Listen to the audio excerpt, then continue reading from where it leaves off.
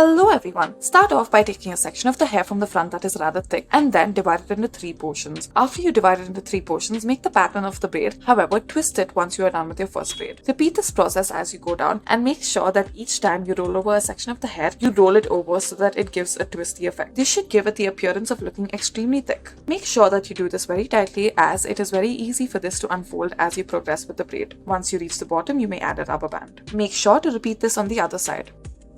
For our next hairdo, start off by making 2 ponytails. Make 2 sections out of this ponytail, an upper section and a lower section. Divide the upper section into 2 halves and then insert the lower section into the upper section. Then repeat this process by adding multiple rubber bands as you go further and then add the lower section into each of the upper sections. For our next hairdo, start off by adding a rubber band and divide the portions into 2 parts to begin with. Then add a rubber band in each portion and then make a braid out of it. Divide the upper section into 2 halves and then add a rubber band at the bottom of the second section. Once you reach the bottom, you can add another rubber band and twist it upon itself so that it looks all the more better and adds 2 twists. Roll it up to make a bun.